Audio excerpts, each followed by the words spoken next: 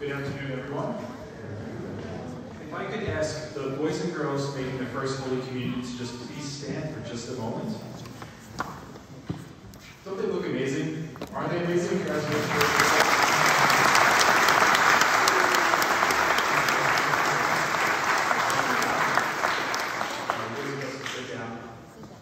Who here has ever been to a zoo before?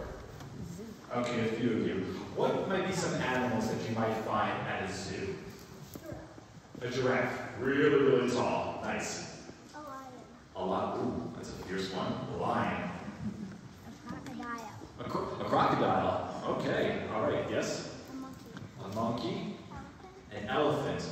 So we've been to zoos. We've been to a lot of zoos maybe.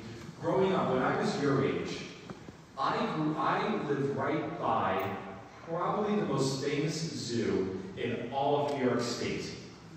And this zoo was called the Holtzville Zoo. You're looking confused. Yeah, it's not that famous. It's very, very, very, very small. It's the Holtzville Zoo. And we had a buffalo there, big, huge buffalo. But my favorite part of the zoo was the goats and the sheep, because it was like a petting zoo.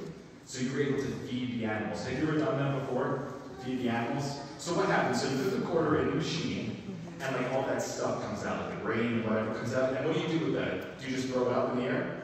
No, what do?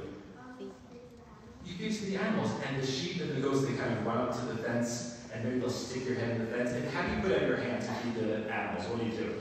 You hold it out straight, right? And towards the end, don't like the sheep, they sort of like lick your hand, because they want to get every last thing, right? So that was my favorite part of the zoo. Today, Jesus gives us a message about himself being the good shepherd. And what is on Jesus' shoulder in that picture? What animal is that? A sheep, a lamb. So in the Bible, we can give Jesus two different names, sort of like a nickname.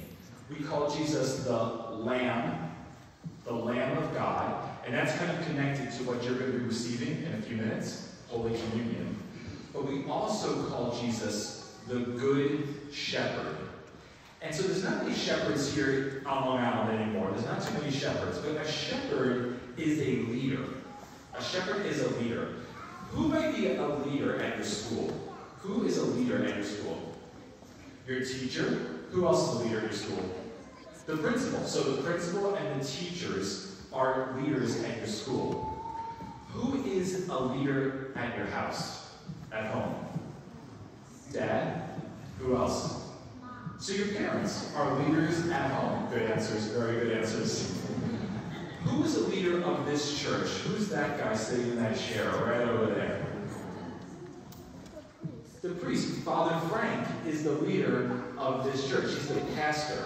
And pastor, that's like a Latin foreign language for shepherd. So we have leaders at school. We have leaders at home. We have leaders of the church. Jesus is the leader of our souls. He is the leader for all of us. And your parents, your teachers, Father Frank, they have rules because they're leaders, so they're authority figures. They give out rules. And sometimes rules are hard to follow, aren't they? Sometimes rules can be hard to follow at school. But they give us these rules to follow because they love us. And they want us to be safe and happy and have a lot of joy.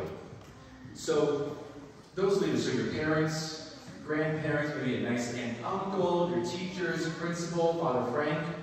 They're what we call role models. You know what a role model is? What's a role model? Somebody you look up to that you want to be like them when you get older, right? And all those people that we mentioned, your teachers, Father Frank, their role model is Jesus Christ. Because he teaches all of us how to love other people. In a few minutes, you're going to be receiving, which sacrament are you receiving today? You got all the answers, yes. Holy Communion, Jesus feeds us himself.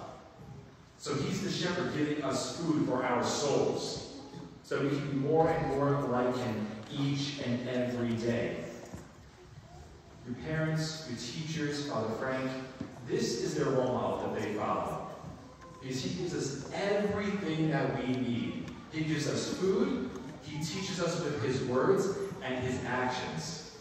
And as you receive Holy Communion today for the first time, and hopefully many, many, many more times after this, we receive communion to be more like Jesus each and every day.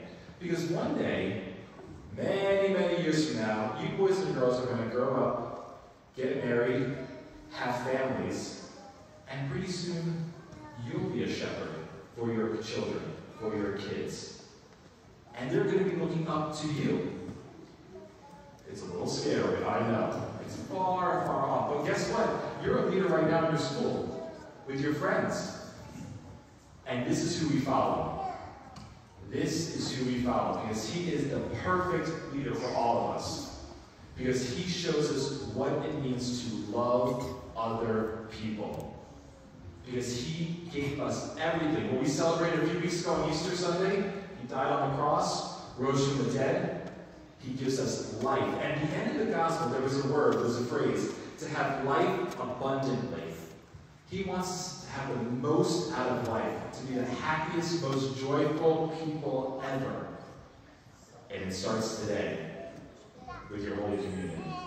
So as you receive Holy Communion today for the first time, remember that image of Jesus who's helping the sheep get back. So when you're really sad and upset, he'll help you.